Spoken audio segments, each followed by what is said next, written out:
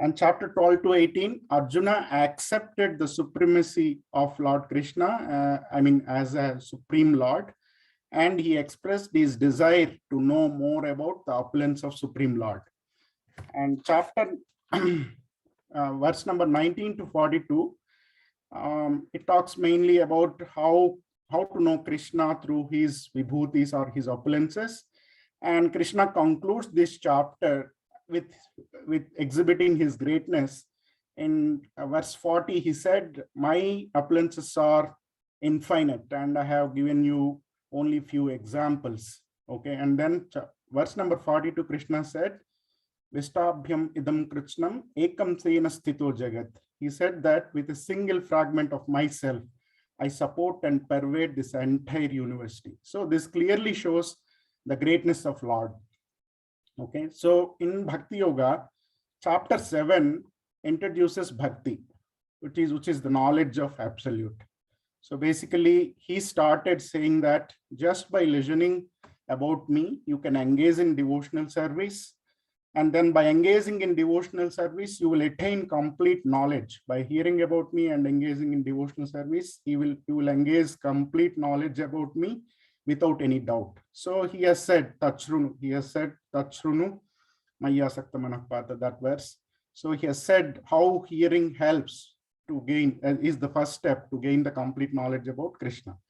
And chapter 8, he has talked about how to attain Krishna and what are various paths like Yoga Mishra Bhaktas and Kevala Bhaktas, Ananya Bhaktas, what are the paths by which one can attain Krishna, and also how the devotees, true devotees of Lord Krishna, are aloof from these paths. Auspicious and inauspicious times of death, which was mentioned. So because the true devotee knows that Krishna takes care of all those things, and there is no need to worry about when I'm going to leave this, the material body. Chapter 9 is like the most confidential knowledge. Why it is most confidential? Because it talks about, Krishna talked exclusively about Bhagavan and the Bhakti, and how by Bhakti one can conquer Bhagavan. Okay, so Bhakti is this sweetness.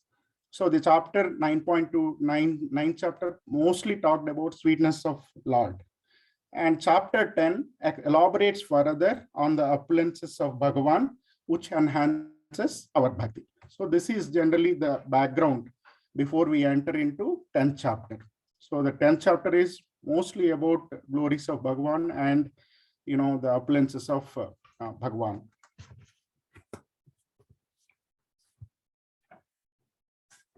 So even in this material world, if you look at, when there is a combination of the greatness and the sweetness, that means Aishwarya and Madhurya. If you find if we know one person and later we come to know that he is so great and his achievements and all this, naturally our love towards that person will go to highest level.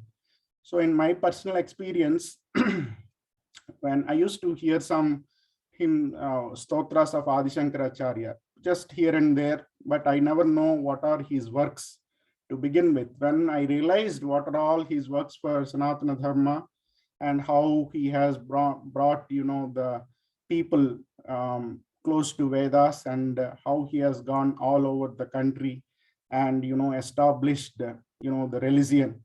So when I came to know, my love towards him became multifolded. Similarly, about Prabhupada, I initially thought, okay, his contributions were only Bhagavad Gita as it is. But later, when I started attending the classes of ISKCON through Sri Gaudas Prabhuji, I came to know that his contributions are phenomenal. Single-handedly, with the mercy of Lord, he is able to establish the ISKCON not only in Western countries, but across the India. And his contributions to Bhagavatam and everything related to the devotional service, whatever all books written, and definitely I started admiring more and more. So this is clear that if any person has, you come to know that, that person so well, but if you know that their greatness, naturally your love towards that person would increase. It is similar thing is going to happen here in Krishna. in the Bhakti Yoga. So chapter 9, you know the sweetness, right? So the sweetness of Krishna is elaborately covered in chapter 9. For example, 9.22, Krishna says, if there are devotees who are in exclusive devotion to Krishna, how Krishna takes special care by protecting what they have and then giving them what they lack. And similarly, verse number 9.30 says, right, even a good devotee lose its track from the devotional service, and later again he comes back, right? He is considered to be saintly. And then in 9.31, it was mentioned, Shipram Bhavati Dharmatma, Swasacham Santim Nigachati, Kaunteya Pratijanihi, Name Bhaktya Pranashyati.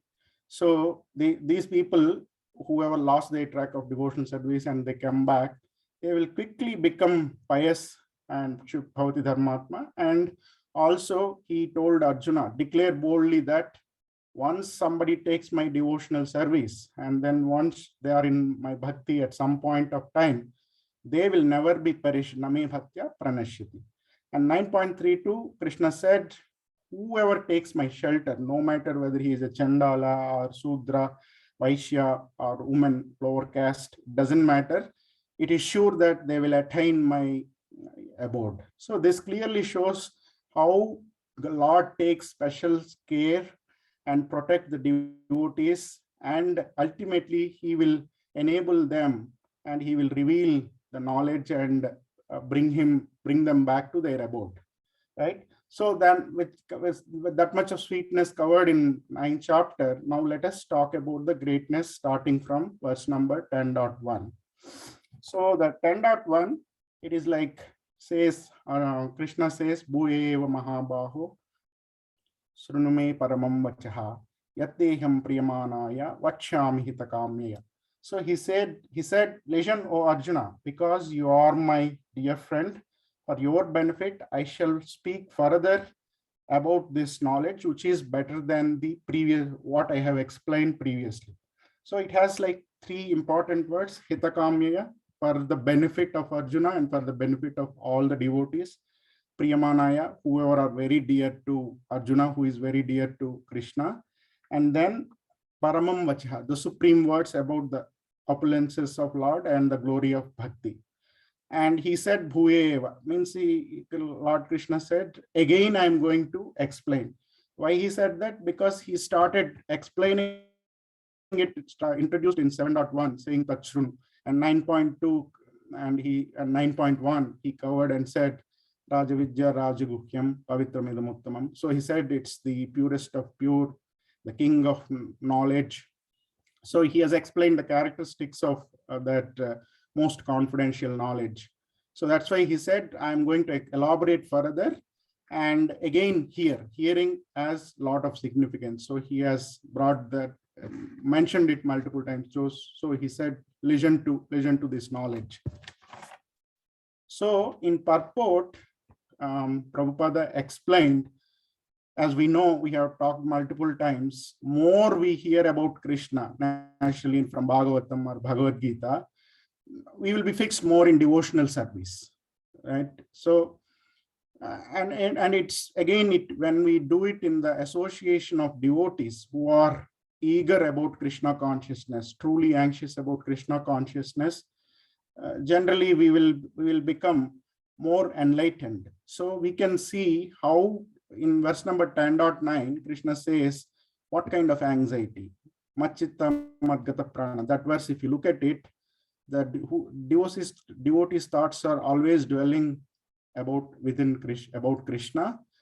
And so such devotees, they will try to enlighten and uplift each other by discussing about the glories and pastimes of Krishna, right? So that kind of the real curiosity or the real anxiety about Krishna consciousness is having that level of, discussing always about Krishna and having and enlightening each other. So in summary, Krishna is like a true spiritual master. It's like Chaitanya Charan Prabhu says, he's not like a university professor or somebody who is working for money, So he has a genuine concern about his devotees, and with lot of anxiety and concern, he started speaking about the glories of bhakti and telling Arjuna just, okay, so since you are very dear to me, please listen to this, which I'm going to elaborate. So that's the summary of the first verse. The second verse is like, no one knows about the origin and opulences of Krishna, right? Neither devas nor maharshis. So he says, Name vidu suraganaha prabhavam na maharsheha. Aham adirhi devanam maharshinam sarvasah. So he says, you know, no, neither demigods nor maharshis knows about my opulences, because aham adirhi devanam, because I exist before all these demigods and all exist, and I am the origin of all these demigods, and I am the cause of all causes. So Krishna clearly said why these people and all are bewailed at time to time, because I am the source of everyone. I am the origin of everyone. So because of that, I am Sarva Karana Karanam. So we can see in Brahma Samhita, multiple verses, Ishvara Krishna, Sachidananda Vigraha, Anadiradi Govinda, Sarva Karana Karanam. And then Advaitam Achyutam, Anadim Anantarupam, Adyam Purana Purusham Navayavvanam Cha. So you can see that there also it is Anadim, means there is no beginning, right? So because Krishna is, if somebody's existence is eternal and they exist before, long before to us, it is difficult to understand about them. That is the reason these demigods and all demigods and even the great sages are bewildered. And even you look at Bhagavatam, verse number 1.1, Janma Jasya Tonmaya Dharatascha Teshva Vignaswarateni Brahma Hrudaya Adikavayi Muhyamti Yatsuraya. So the Sura, Muhyamti Yatsuraya means they will be bewildered. Who? These Suras. So these people are also bewildered in understanding Krishna as the Supreme Personality of Godhead. And similarly, if in Canto, Srimad Bhagavatam, Canto 10 also, sometimes Indra, sometimes Brahma are bewildered in understanding Krishna as a Supreme Personality of Godhead. There are so many examples how Krishna is Anadim and how he is original and how his existence is way before all these demigods. So 4.2 also, Evam Parampara Praptam. So he says, I have given this knowledge, transcendental knowledge to Sun God. That means Krishna's existence is way before the Dwapara Yuga. So, and then there was another verse also in Bhagavad Gita, 8.9, how yogi meditates on all the characteristics of Krishna. Kavim Purananam Anusasitaram Anoraniyam Sam Anusmaridya. You can see that Puranam. So Puranam means he's ancient. So these verses, these references clearly shows how Krishna is the origin of everybody and how he is Sarva Karana Karanam.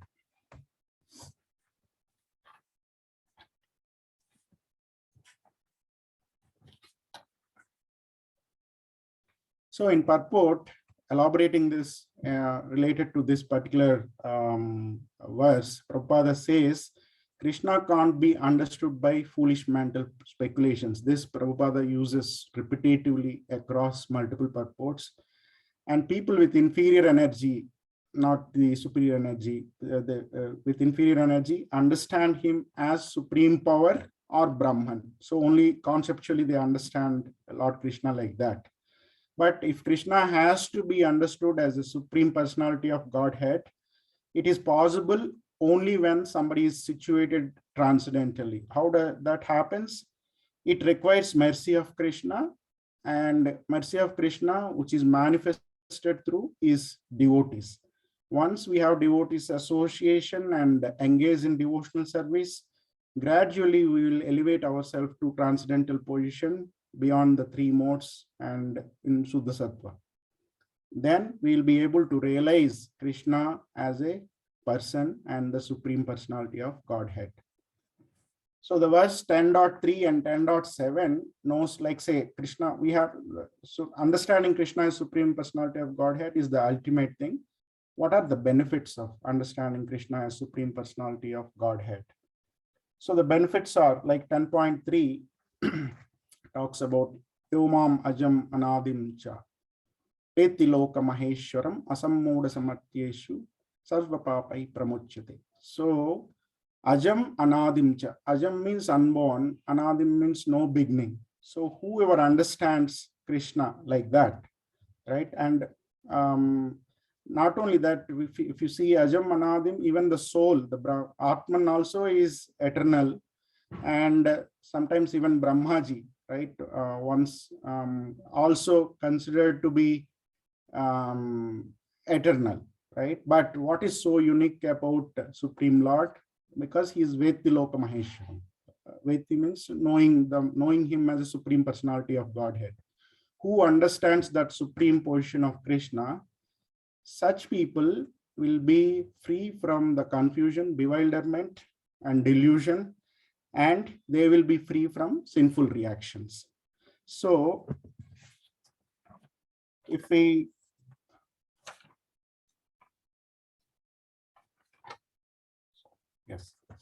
so if we further elaborate on this, so then Purusha Suktam, there is a line saying that Ajayamano Bahuda Vijayate. So if you look at Yomam, Ajayamano means the unborn. So even though the Lord, Supreme Lord, is unborn, he manifests, he doesn't born, right? He manifests time to time for two purposes, as in Bhagavad Gita also it is mentioned. One is to make sure that he protects the pious people and destroy the wicked people and non-religious, non-righteous people, and performing the pastimes with his devotees. So that is the main purpose, and that's why it's nicely said, Ajayamano Bahuda Vijayate. Okay. And similarly, in 4.6 in Bhagavad Gita also it is mentioned, Ajopisan Avyayatma Bhutanam Ishvaro Apisan Prakritim Swamadhistaya Sambhavam Yatmamaya. So he clearly said, I will manifest millennium after millennium in my original form, right? And then the purpose was given in the later verses. So this clearly shows, it refers, right, how Krishna is unborn and Anadim, how he is unborn and how he has no beginning. So these references will help us to understand about Krishna's transcendental nature. So the verse number and Prabhupada explained further, elaborated it in the purport, saying that everything in this material world is unauspicious, and because they are not connected with Krishna. So the moment we connect everything to Krishna, for example, our salary, our opulences, whatever we have, if we connect with Krishna, it will be more valuable. So that's what it was explained in the purport. So now in verse number 10.4 and 10.5, we learned in 10.3, right, what is the benefit of understanding Krishna as Supreme Personality of Godhead.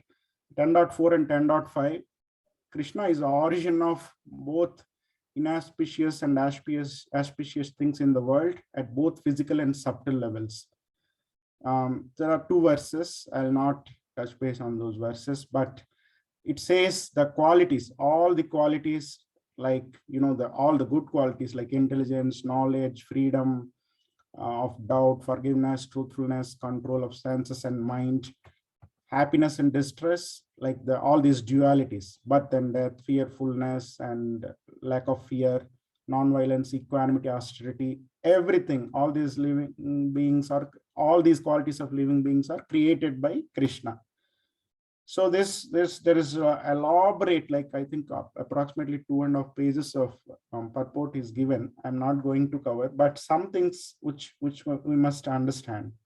So we know buddhi and knowledge for sure, but Satyam, Prabhupada clearly said, Satyam means it should be, the fact should be conveyed as it is without diluting the content, like the Bhagavad Gita as it is, right? So it should be conveyed as it is. And sometimes it's not that we have to always speak the facts in a pleasing manner. Sometimes you have to chastise for the greater purpose, like Vidura has chastised Dhritarashtra to, to attain liberation. So in summary, we have to see the connectedness of everything to Krishna, and all dualities, whatever are there, they might be happening due to karmic reactions, but everything is Krishna's arrangement. It comes under jurisdiction of Krishna. And devotees, in spite of all this, devotees should not be thinking about pain and pleasure.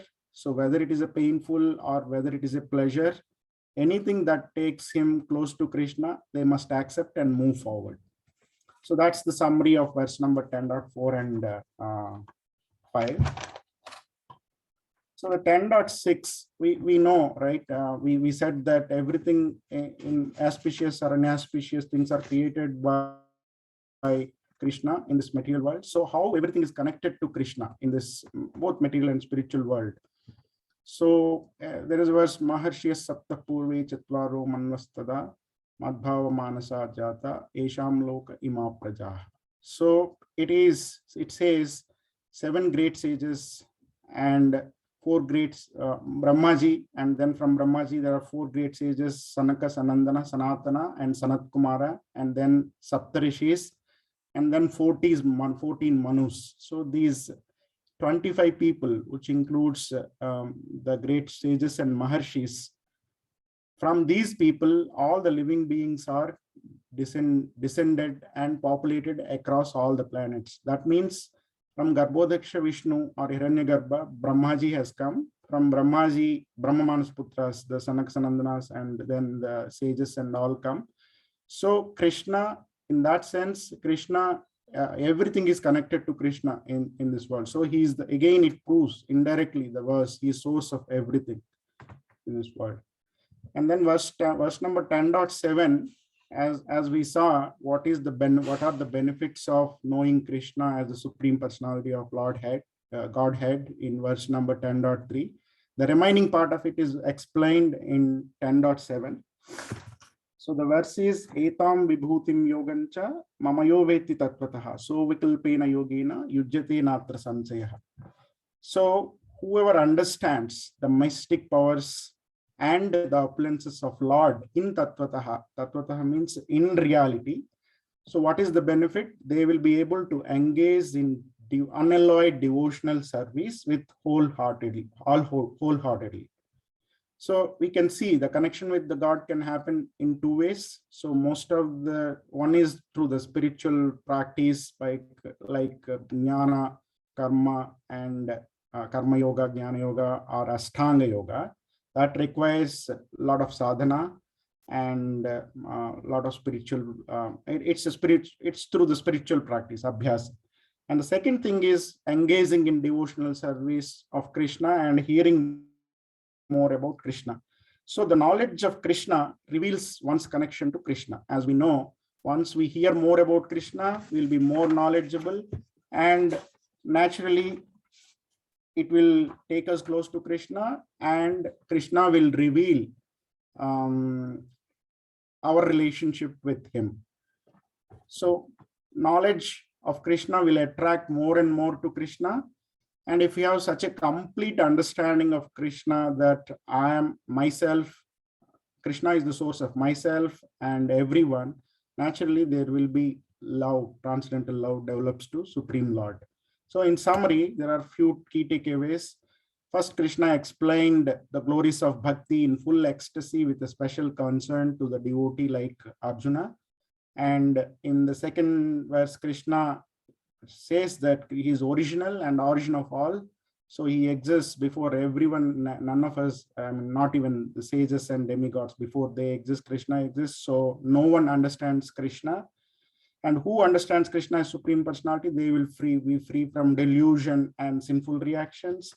Both auspicious and unauspicious qualities are created by Krishna, and everything is connected to Krishna in this material world as well as in the spiritual world. Whoever understands these mystic powers and vibhutis will engage in unalloyed devotional service of Krishna. So this is what I could make it, and thank you, Mataji, for all the classes, and thanks to Chaitanya Charan Prabhu for his Gita lectures. Hare Krishna. Any questions? Hare Krishna. Thank you very much, Anukroji. Very, very nice, explanation of these verses. The way you connect it with other chapters and other verses is also very important, and highlighting important, things from purport.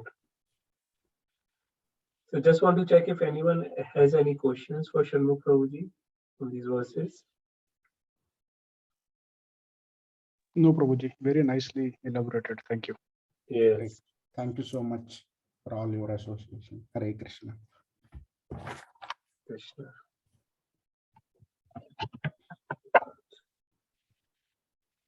So who is going to go next? The important verses.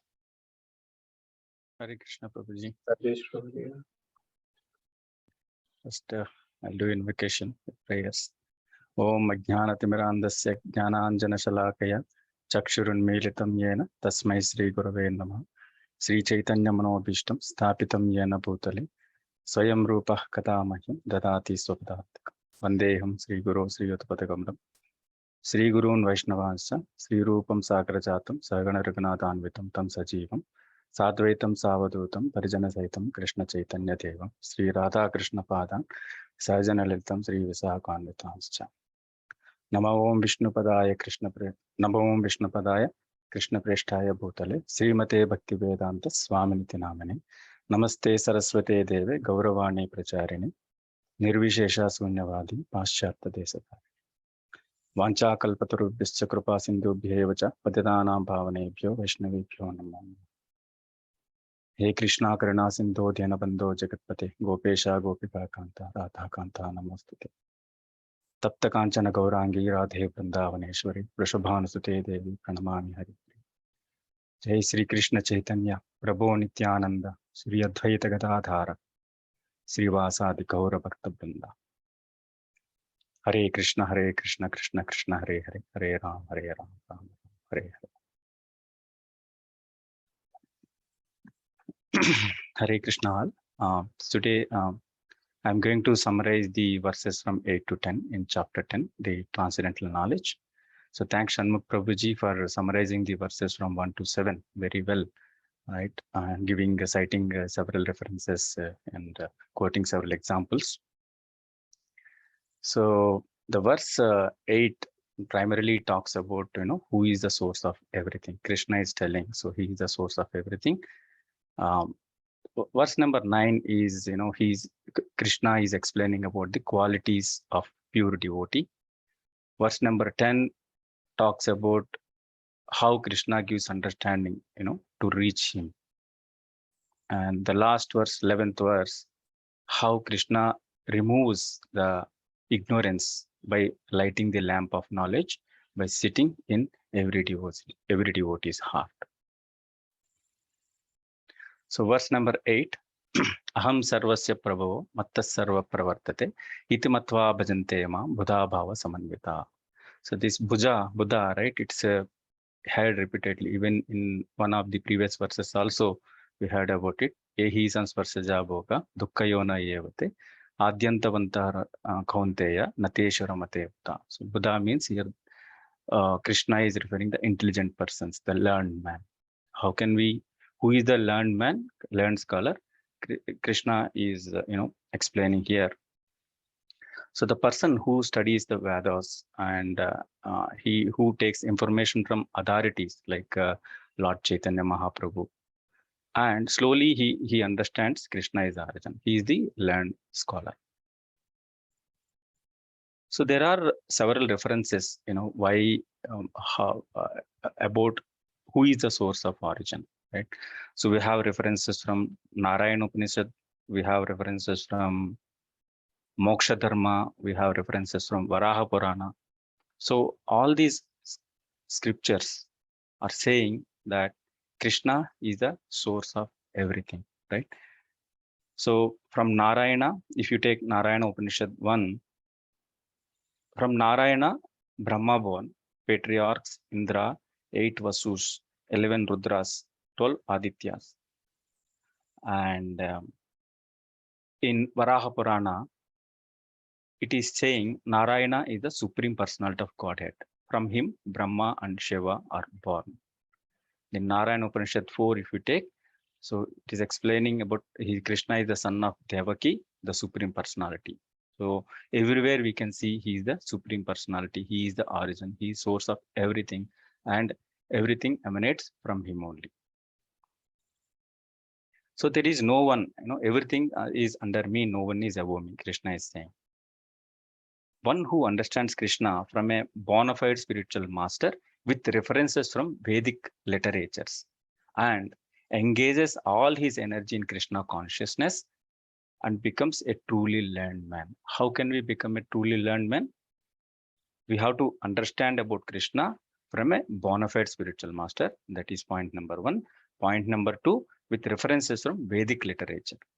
And point number 3 is we have to engage in the true devotional service. All our energies we have to spend in Krishna consciousness. And one so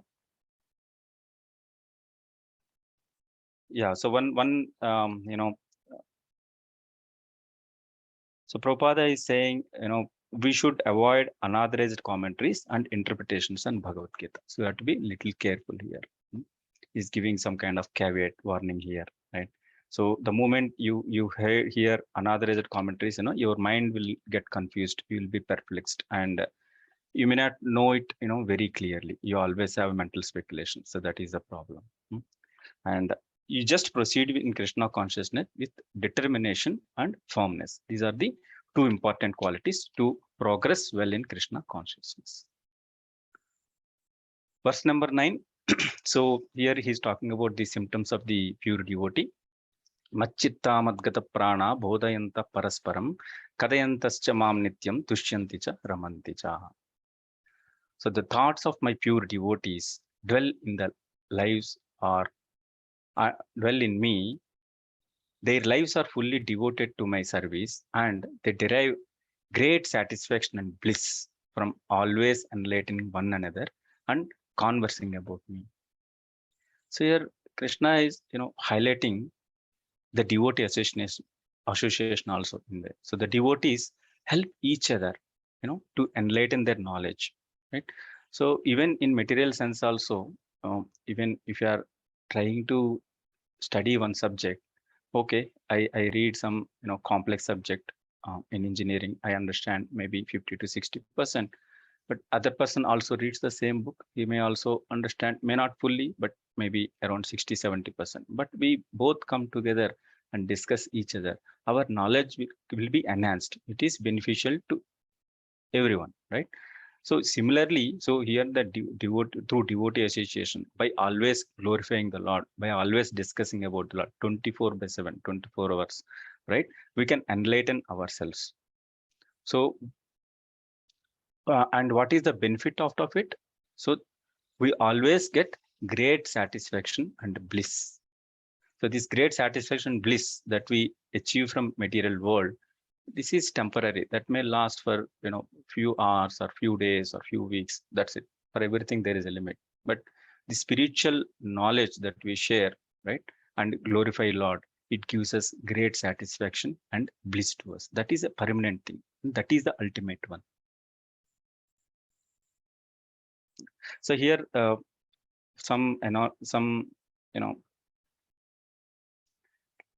Krishna is sitting in everybody's heart, and by being in contact with pure devotee, he puts a seed in our heart, the spiritual seed, right?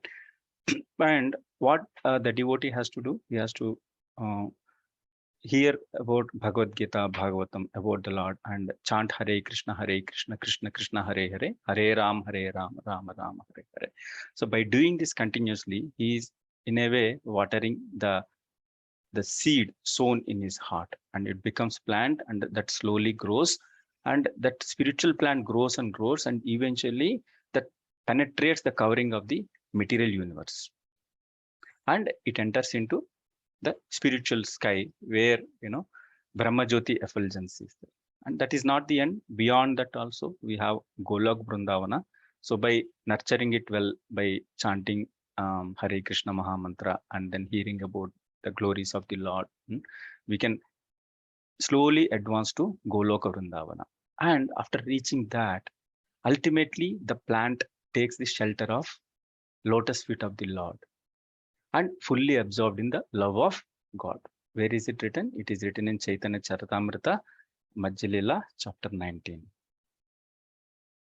And a pure devotee cannot live for a small moment, even for a moment, without being in contact with Krishna consciousness. I think sometime back we had an example from Prabhuji. So we are like a fish in the water of spirituality. The moment you take of this fish, fish from the spiritual, from the water, it cannot survive anymore, right? So similarly, a pure devotee, he cannot live without Krishna. He always 24/7 thinks about Krishna, and whatever he does, he always links it with Krishna.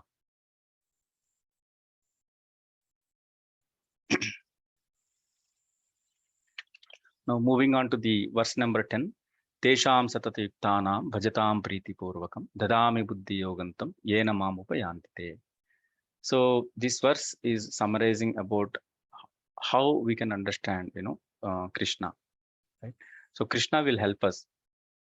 Who the purport says, the translation is, those who are constantly devoted to serving me with love, I give the understanding by which they can come to me. So all we have to do is constantly devoted, do the devotional service, chant the holy names, hear about Bhagavad Gita, and then reading Bhagavad Gita. So this will eventually help to progress successfully in spiritual life, and eventually we can, the God give us the understanding, right? How we have to achieve him. So here Prabhupada is highlighting Buddhi Yogam is very significant, and he is briefly touching upon, there are several yogas. In second chapter we read about several yogas: Karma Yoga, Jnana Yoga, Buddhi Yoga, or Bhakti Yoga. Right? So out of all of them, Buddhi Yoga is the highest. What is Buddhi Yoga? It is the process, devotional service. So what is the first benefit of following Buddhi Yoga? It gets us out of the entanglement from the material world, and our mind is fully focused on, slowly focused on Krishna. And there, Karma Yoga, Krishna explained about Karma Yoga also, but there are some limitations as such, right? The person knows about goal of life, where he need to head to, but the problem here in Karma Yoga is, but if he's addicted to the fruits of the activities, right? So he ultimately may not, achieve the perfection, and he may not reach Godhead. And how about Jnana Yoga? Jnana Yoga, yes, the Jnana Yogis also knows about, goal. Okay, they have to ultimately reach Krishna, but they generally takes pleasure in mental speculation of understanding Krishna. Right? They do a lot of yes and no, ifs and if and else. Right? All these analysis they do.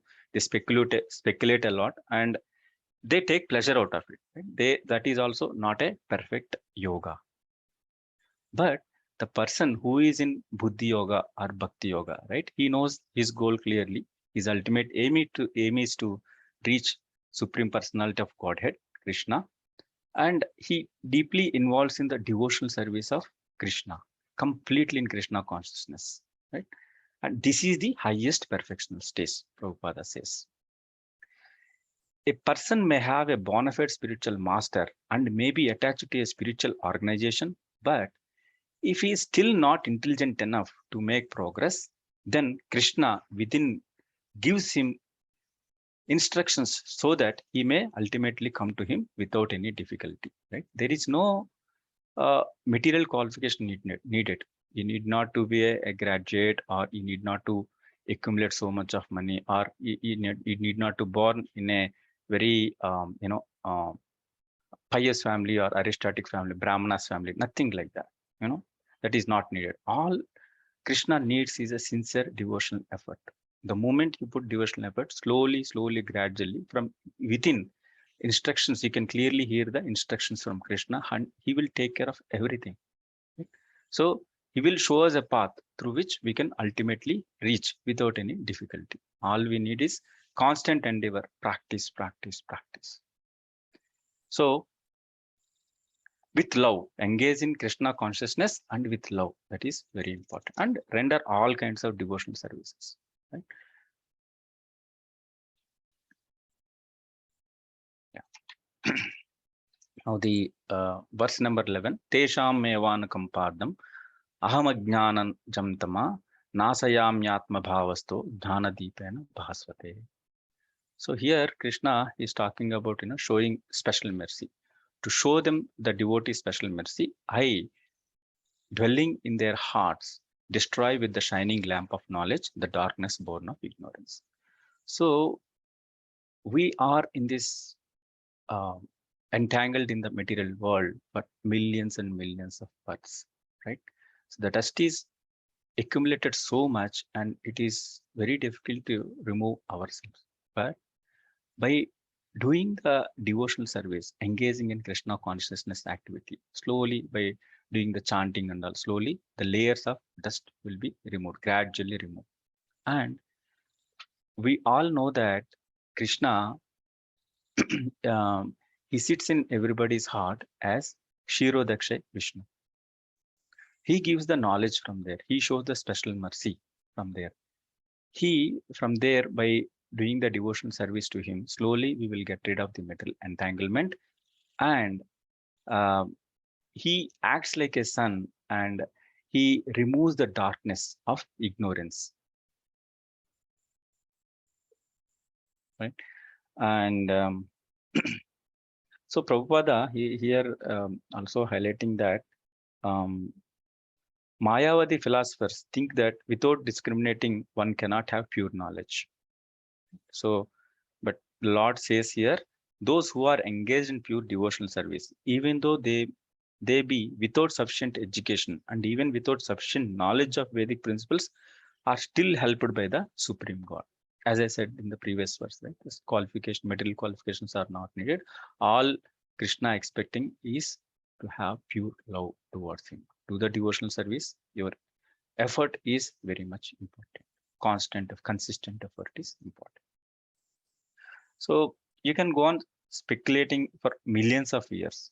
If not devoted, if you are not a lover of Supreme God, there is no point. He will never understand Krishna, right? So you have to be devotee. Chant, understand about Krishna. Then automatically Krishna will reveal himself, right?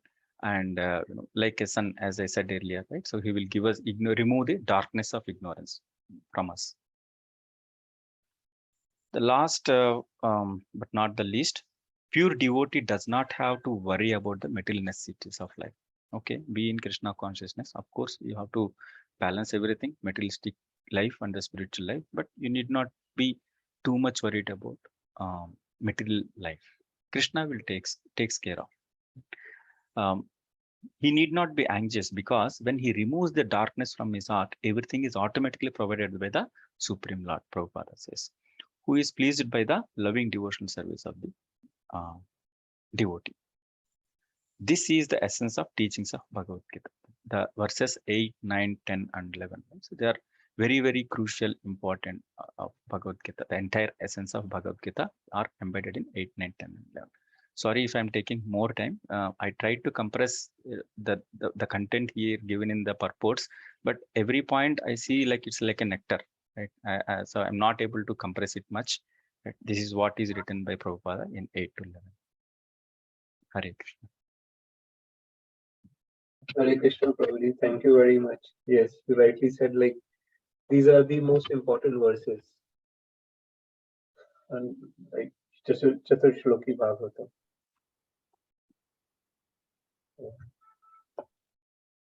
So I see Harshad Prabhu is already there. And the way you recite the invocation is very nice, Prabhu. Thank you. Thank you, Prabhupada. So Harshad Prabhuji, all over to you now. So just want to check, are we going to cover all these today, the entire chapter, Madhuri Radhika ji? Hare Krishna, yes, because next week we will not be able to, I think so, conduct classes due to Janmashtami. Sure, So I think so by 5:30 it should finish. sure. But it will take that next session will take around 10 minutes and half an hour, I think so. It will be wrap up within 5:30, I think so. See what happens in our, I know in our, yeah. Okay. Harshad Prabhu, please go ahead. Hare Krishna. Great. All right. So thank you so much, Shanmukh Prabhu and Rajesh Prabhu, for covering the very important nectarian section of the very nectarian chapters, between 7 to 12. So yeah, so I will be covering, the verses between 12 to 17, where, Arjuna is basically confirming his understanding. And this section could be called as Arjuna's acceptance of Krishna's supreme position. So we know that in 2.7, Arjuna, although a very intimate friend of Krishna, in 2.7 we know that he had surrendered to Krishna and he had said to him, Shishyasteham Shadi Mam Tvam Prapannam. And he has actually taken the, level of Shishya, and, he became Guru. And since then, there has been serious discussion, philosophical discussion between Krishna and Arjuna. So Krishna has imparted a lot of information, to Arjuna related to various yogas, about his supremacy and other parts basically. So now this is Arjuna's turn basically of confirming his understanding to Krishna basically. So he also basically confirms by saying what he has learned. He basically tries to also impart that Jnana is also an integral part of bhakti, and there is a symbiotic relationship between knowledge and devotion also. So we have seen that, as Rajesh Prabhu just mentioned, 10.8, this is said that iti maktva bhajante mam buddha bhava samanvitaha. So one who understands Krishna is the absolute truth. That person will always, keep on bhajante mam, or maybe keep on, doing devotional service to Krishna. And later Krishna confirms one who serves with complete devotion will get knowledge in 10.10. That is Dadami Buddhi Yogam.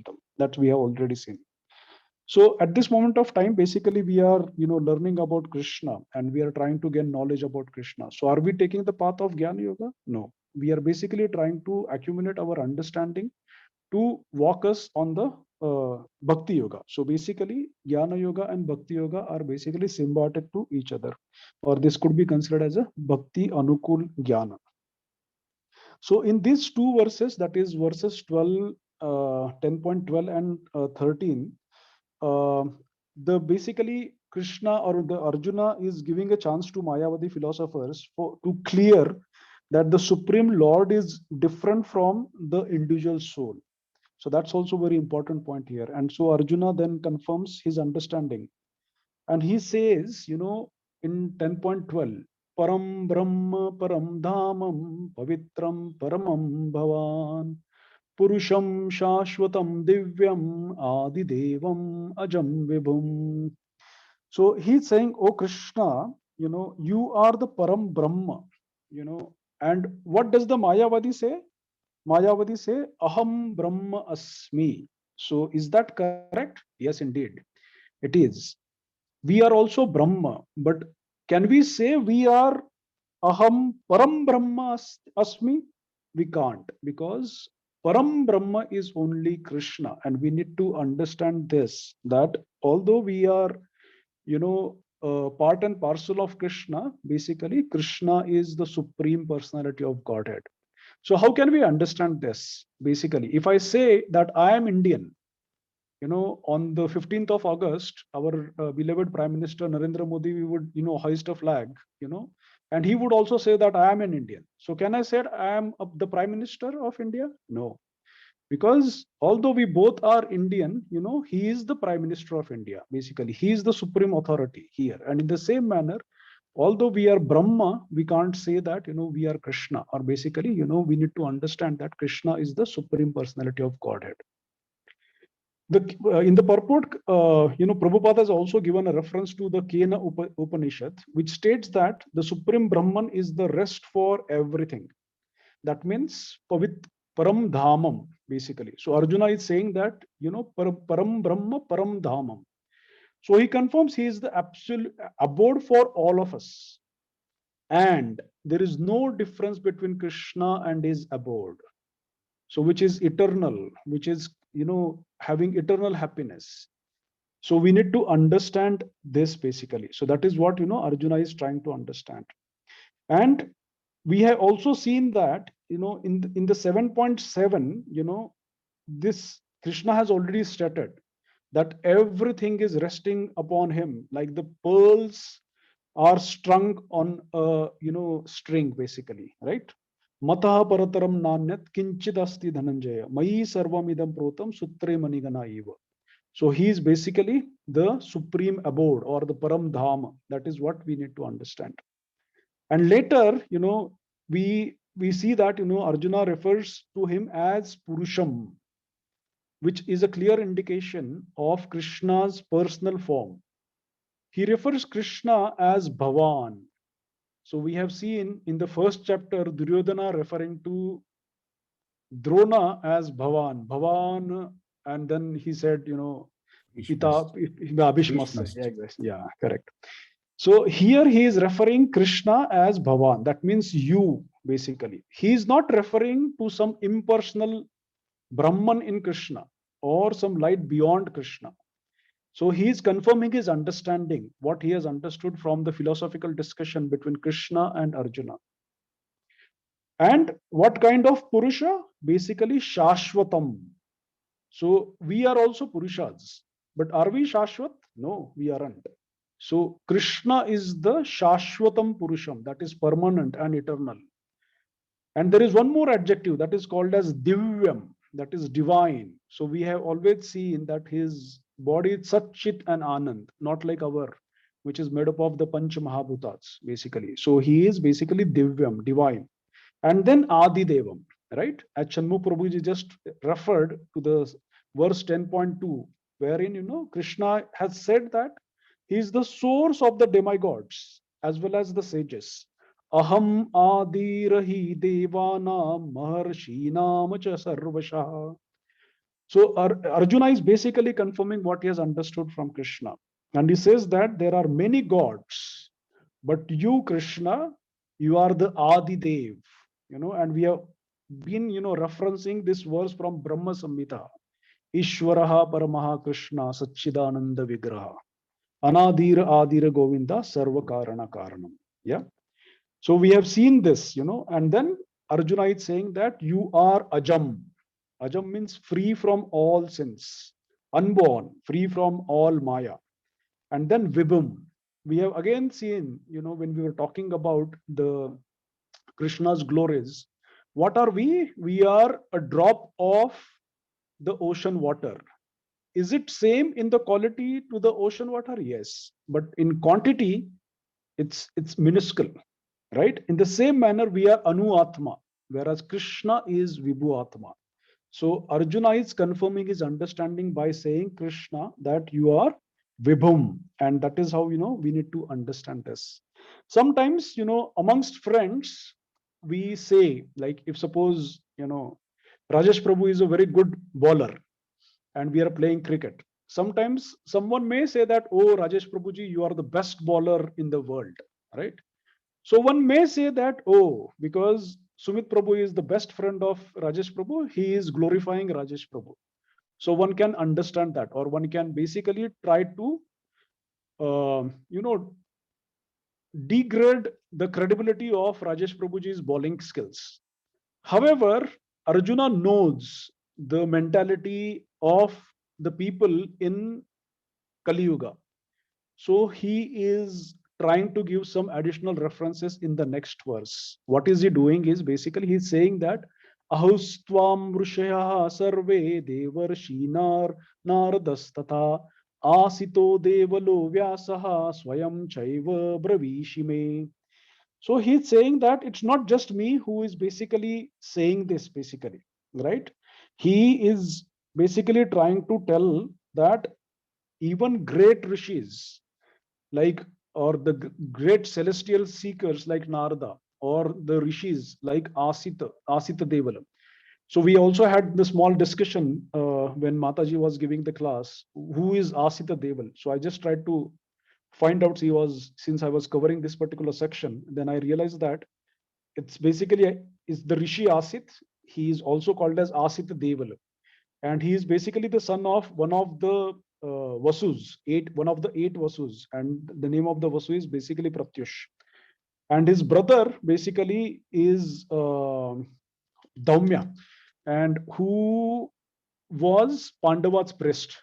So just thought of sharing this particular reference, since we had this discussion during our class, like who was the Asita Deval, and we came to conclusion that he was the contemporary rishi around that time, basically. So as we can see, his brother Dhaumya was basically the priest of Pandavas. Yeah. So there are definitely certain pastimes of Asit Deval also. Once you have some time, you can go through them, basically, and these are related to, again, Mahabharata time, and then some curse to the Gandharvas and things like that. Yeah. So we just wanted to share that information. So if we want to understand Bhagavad Gita, we should Arjuna is basically trying to tell that great sages like Devarshi, Narad, Asit Deval, etc., Vyasa are also confirming this truth about your, supremacy. And we maybe in the next section, we can see that Krishna is actually elaborating that amongst the celestial seekers, I am Narada. I am the great sages, I am Vyasa, right? So we know that, what level of, these personalities are, basically. So these are basically as good as Krishna. So if we want to understand Bhagavad Gita, we should accept what's mentioned in these 2 verses.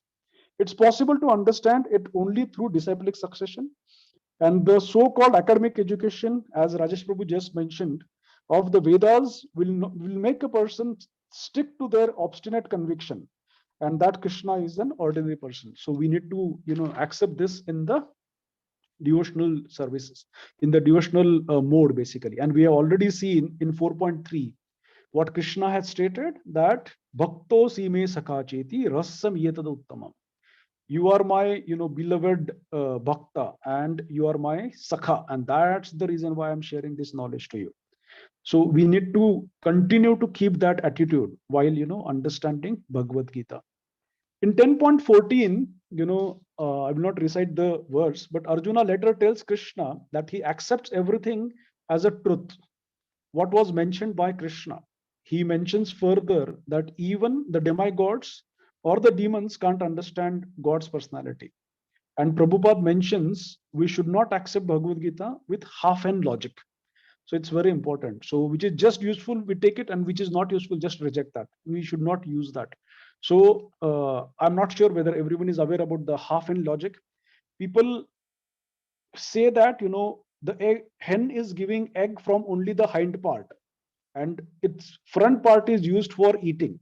So basically, this is a cost consuming thing, whereas the later part or the hind part is giving me some sort of, return. So what I will do is I will cut the hen into half. I will only use the later part. So does it work that way? No, it won't work that way. So we need to keep that in mind. So this will not lead to any spiritual advancement. And that's the reason why we should basically try to not have a half-end logic wherever we are learning the Bhagavad Gita. in 10.15, Arjuna tells Krishna, what to speak of me, Krishna, not knowing you, the demigods or the demons, not knowing your glories, but you alone know divine glories of yourself. Here Arjuna is glorifying Krishna by saying Purushottama. So in the past, 10.12, we have seen that he has said Purusham Shashwatam Divyam, and now he is saying Purushottama. So basically, best of the Naraj or best of the Purushas. So I am also a Purusha, but you are the best of the Purushas. He then says Bhuta Bhavana. That means meaning, origin of everything. And this was already explained by Krishna, especially in the verses 7.7 to 7.11. Very nectarian verses. That was probably the first time we, were introduced to the glories of Krishna in the Bhagavad Gita. And also in 10.8, where Rajesh Prabhu just covered Aham Sarvasya Prabhavo Mataha Sarvam Pravartate. That's what Krishna has confirmed, right? So here Arjuna is again, saying the same thing to Krishna, that Bhuta Bhavan means origin and everything of this was already explained by Krishna. And then he's saying Bhutesha. So basically the verse is Swayam Evatmanatmanam Vetha Tvam Purushottama Bhuta Bhavana Bhutesha Deva Deva Jagatpati. So he's saying Bhutesha, that means controller of everything. And that's the reason why Krishna's one of the name is Rishikesha. So who is basically the controller of everything, or the basically senses. And Deva Deva Jagatpati means God of gods. So we have already seen in the past verse Adi Deva, and then now Arjuna is saying Krishna as Deva Deva. Jagatpate, basically the Lord of the universe. So whenever demigods are in trouble, we have already seen, they whom they approach, they always approach Krishna or Narayana, Vishnu. So that is why Krishna is referred as Jagatpati. We have seen, what was done by Hiranyakashipu with the benediction that he received from Lord Brahma. So at that time, Brahma approached, Vishnu, and then he has to take the, incarnation of Narsimha. We have seen, the same things, again and again, like Mohini Rupa of, Lord and things like that. So we have seen it again and again, where Shiva wasn't, able to kill Bhasmasur. And he, was trying to, put his hand on Shiva himself, basically, right? So we have seen that again and again. So whenever these demigods are basically in problems, basically they have approached Krishna or Vishnu always. In 10.16, then Arjuna requests Krishna to explain in detail of all his opulences by which he pervades all these worlds. So we need to really understand here, in this 3-4 verse that Arjuna has explained, I think he has already summarized the supremacy of Krishna. At this time, we could sense that Arjuna is already a realized person. He is out of his Maya. He has understood, the supremacy of Krishna, or the supreme personality of God is Krishna. However, as we know that Arjuna is asking questions for ourselves. He is our representative, and Krishna knew what is going to be the attribute of people of Kali Yuga, how they are going to extrapolate things or they are going to interpret things. So to avoid any sort of interpretation, Arjuna is asking Krishna to explain his vibhutis, his opulences in detail. Okay, so we really need to understand that at this moment of time, Arjuna is already a realized person. So in particular, basically we know that in this world, people are in general and impersonalist in particular, concern themselves mainly with all pervading nature of the Supreme. So we really, and that's the reason why Arjuna is asking Krishna to explain how he exists in his all pervading aspect through his different energies. Okay. Here onwards, Arjuna has already accepted him as the supreme personality of Godhead. So he's asking the question for us to understand things better. So I vaguely remember, when we had one of the classes, maybe for chapter 4 probably, and we were discussing about a few details related to what are we and other aspects. So we know that we are a combination of the gross body, which is made up of the Pancha Mahabhuta, and the subtle body, which is basically made up of mind, intelligence, and false ego. So we know that earth of the Pancha Mahabhuta is the chorus, or maybe the most heavier object, whereas amongst the subtle body, the false ego is the most subtle element of our formation basically. However, we keep on exploring the world with our senses. We don't go beyond our senses. And why we can't understand Krishna's supremacy, why we can't understand Krishna's presence around us, is because Krishna Tattva is subtler than the most subtle false ego also. There is a huge gap between our senses and Krishna. So unless and until we surrender to Krishna, we can't bridge this gap, and we will not be in a position to understand that. And that's the reason why Arjuna is requesting Krishna to share his vibhutis, to share his opulences, which people can pursue, which people can see, which people can touch, which people can smell, which people can read. And then they would be able to understand the vibhutis or the opulences of Krishna. And that's the reason why Arjuna is asking Krishna to explain his opulences to him basically.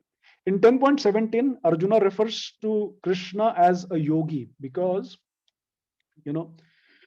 Krishna is also desiring yoga.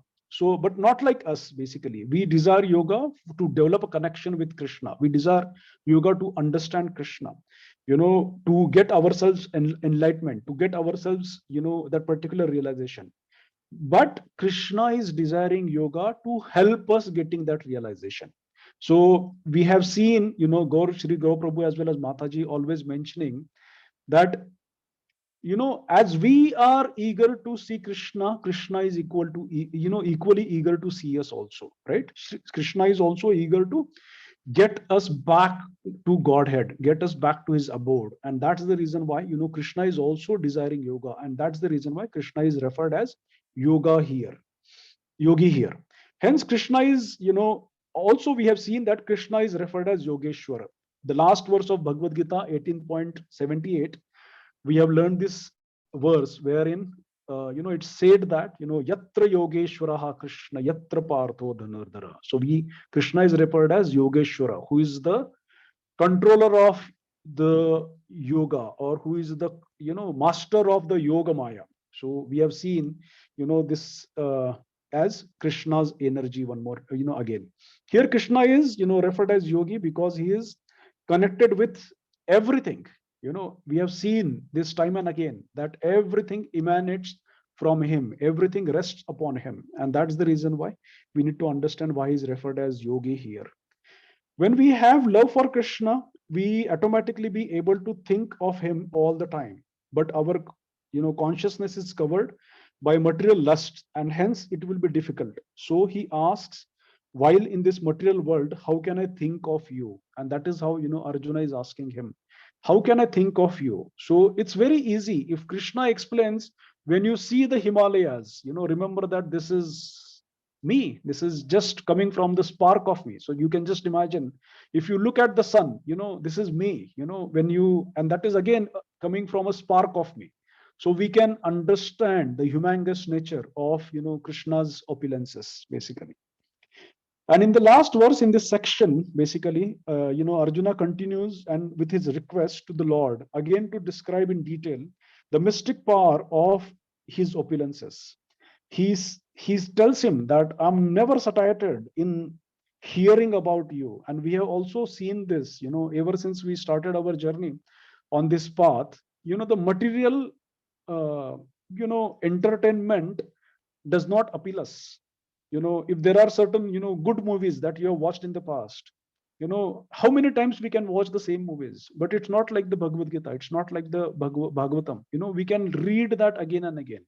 We can hear, what our Prabhuji and Mataji have been, teaching us, by looking at their videos again and again. We can, listen to, the various videos from the acharyas again and again. But still we feel, oh, we are not satiated. Yeah.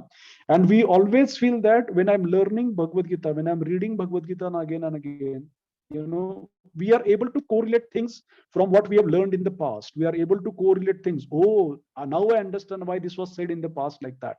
So is it because of me? No. This is Krishna revealing the knowledge. Dadami buddhi yogam tam. And that's what, we need to also understand. That this is Krishna who is basically, explaining things to us.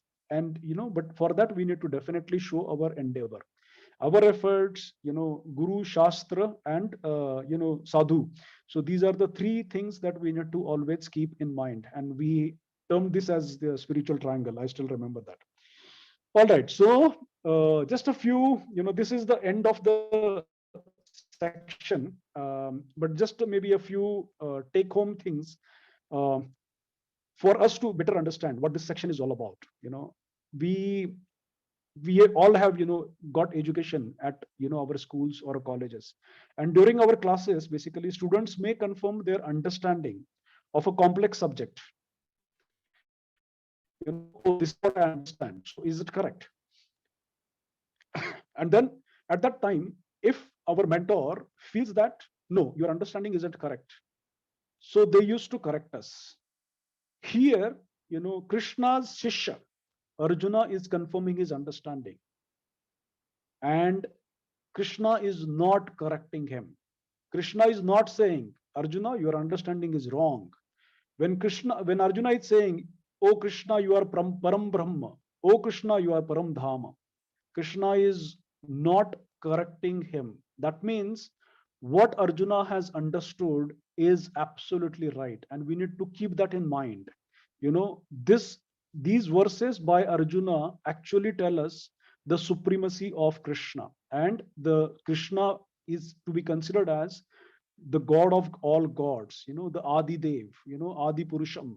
And that is how, we need to always consider Krishna to be as the supreme personality of Godhead. Let me check if I missed on anything. All right. All right. So that's all for my section. And the next 21 verses, you will hear about all the opulences of Krishna in Krishna's own words. So Hare Krishna. Thank you so much.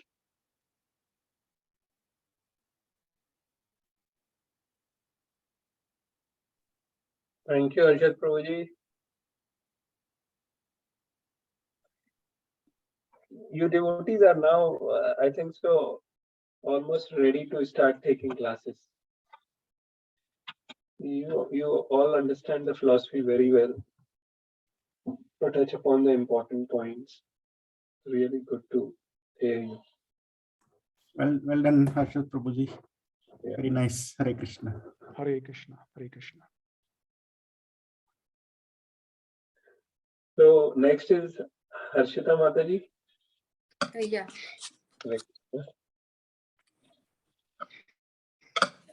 JSD Krishna. So as we have learned about Krishna is source of all the origin of all the qualities and personalities, about pure bhakti, that is essence of bhakti, Bhagavad Gita with the Chatur Shloki, and symptoms of pure devotee, and Krishna gives intelligence to his devotees and mercifully destroys ignorance. And Arjuna accepts Krishna's supreme position and asks Krishna to tell him more about his opulences. Opulences are the greatness, that is vibhutis. Krishna has given them empowerment, for example, for Narada for preaching and for Vyasa for writing.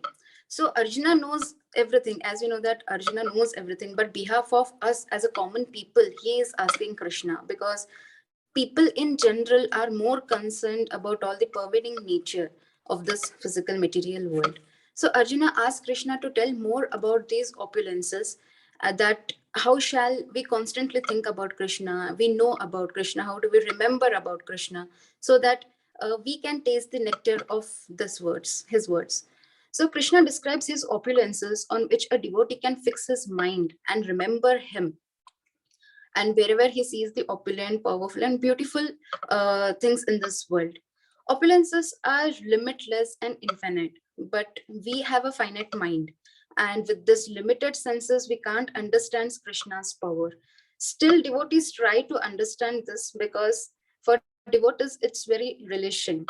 So glories of Krishna are unlimited. And Krishna says that I'm the beginning, middle, and end of all beings. Beginning is the source, that is, we have learned about the three Purusha avatars, Mahavishnu.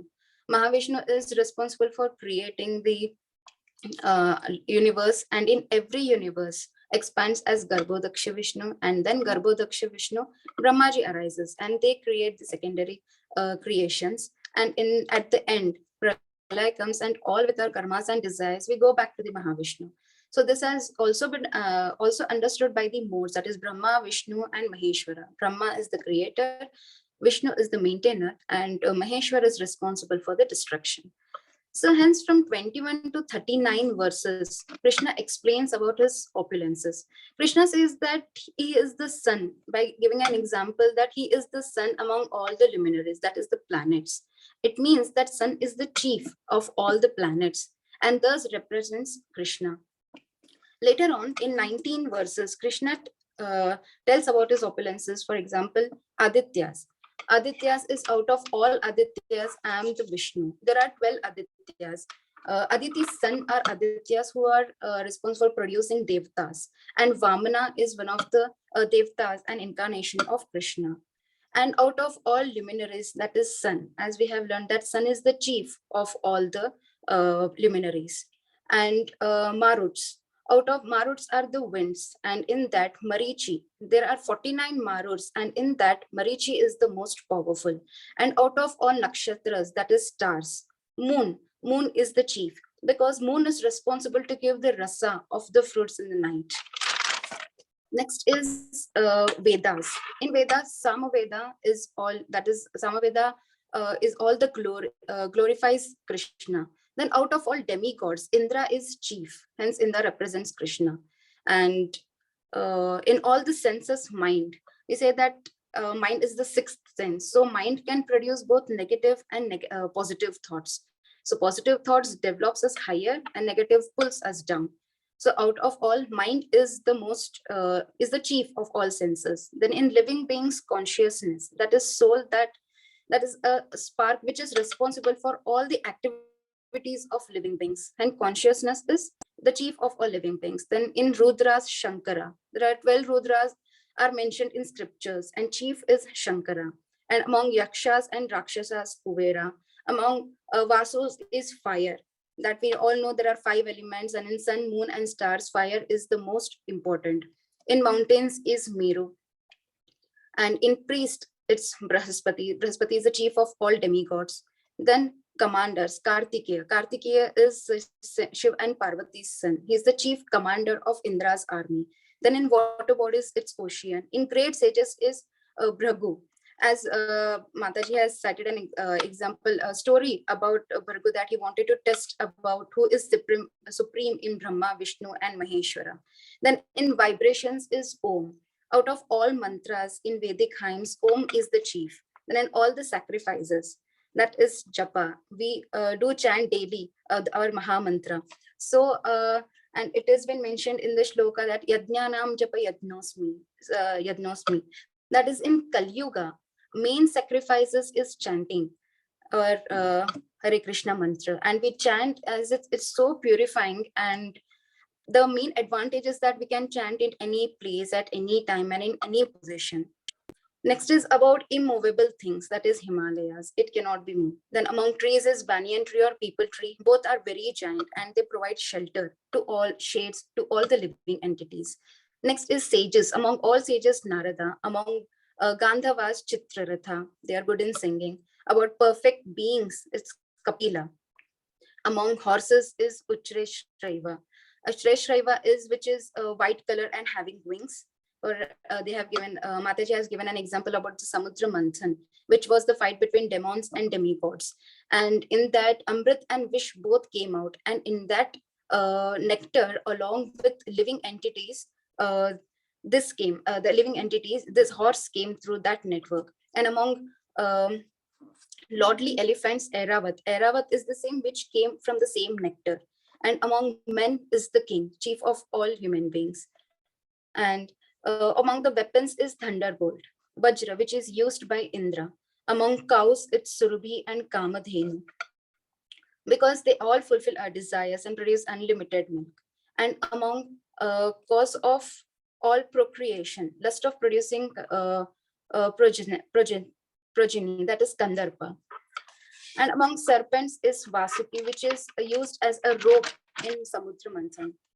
And in many hooded snakes is Ananta and sea. Among aquatics is Varuna. Among ancestors is Aryama, that is the leader of Pitruloka. Among dispensaries of law is Yama. Yamraj is the punisher of our based on our karma in hell and heaven. And among demons is Prahlad. As we know that Prahlad marriage hurt Bhagavatam when he was in his mother's womb. Then in the subdues, time is then beasts is lion. Then among the birds is Garuda. Garuda is the carrier of Lord Vishnu, and we have given an example, that is he tried hold the ocean to find the bird's egg. And among purifying agents is wind. All the bad smell will go with this wind. Among the holders of weapons is Rama and Parashurama, because Parashurama defeated 21 times all the Kshatriyas, and Rama carried his bows and arrows and would kill all the demons, and also he has killed Ravana. Then among fishes is Makara and shark. Among rivers is Ganga. Ganga came from Vishnu's lotus feet.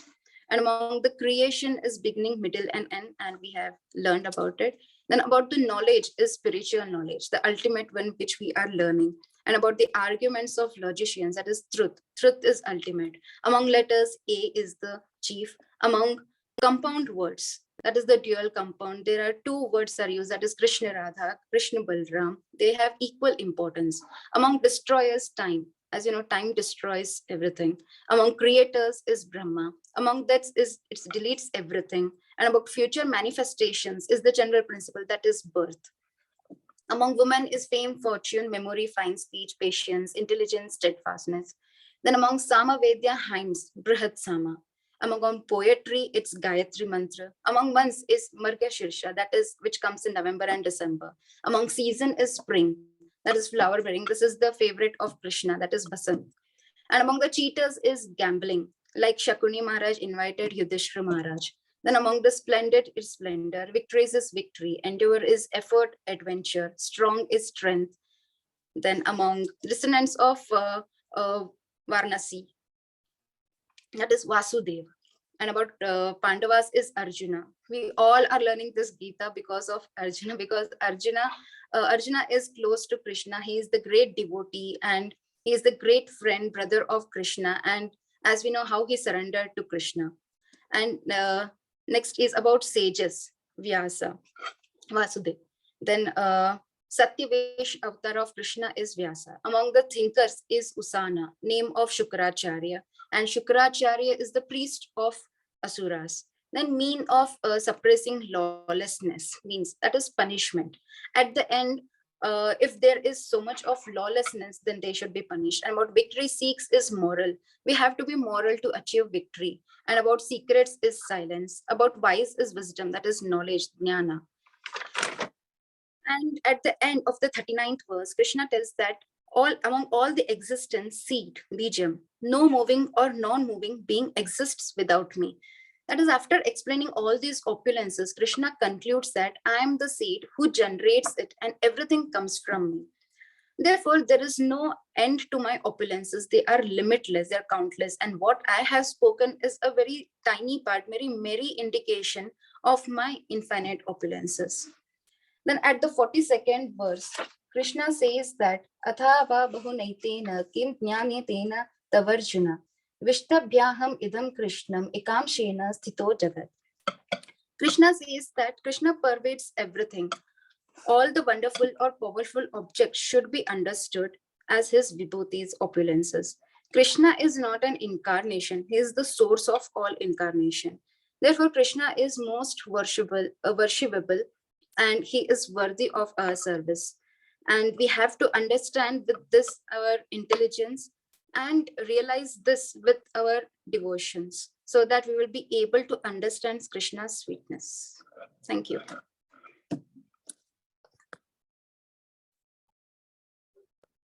Thank you very much. Thanks a lot. this was primarily about Krishna's vibhutis, and Krishna talks about a lot of them, and finally says that this is just a mere spark of my opulence, and why do you want to understand? Because it's with an insignificant part of myself, I pervade the entire universe, right? So as a super soul, in a form of super soul, as a Karan Daksha Vishnu, he is the super soul of an entire material realm. As a Garbhodaksha Vishnu, super soul of entire universe, and Shirodaksha Vishnu is super soul of every living entity and present in every atom. So, with this we understand that how supreme is Krishna, right? And he is the source of everything. Whatever we see and we don't see, Krishna is the source. Good. So this is an important chapter, and now we'll move on to the next session. We'll move on to the 11th chapter, but next week we'll not be having our session because it's all about festivals. We'll have Janmashtami on Friday, and then we'll have Nandutsav and Prabhupada appearance on Saturday. So we'll not have these sessions. But I just want to check if anyone has any question. So well explained, Arjuna Masadi. So quick and very crisp. Yeah, bang nice. on time. Yeah, Bang on time. and I missed that class. Now I don't have regret. I am going through that video, but Arjuna Mataji has really explained so well. Thank you so much. Thank you so much.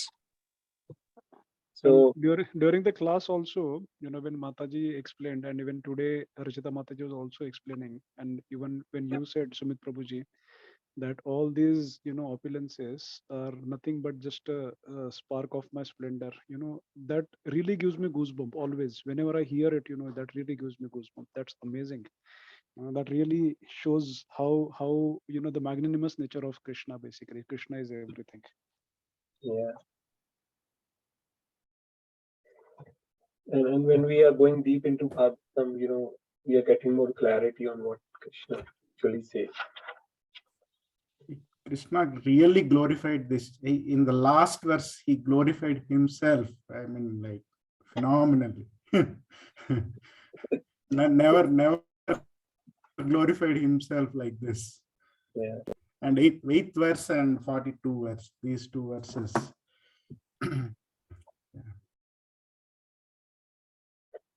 So does anyone has any general question? I request all of you who are in Bangalore to please come, to our Janmashtami celebration.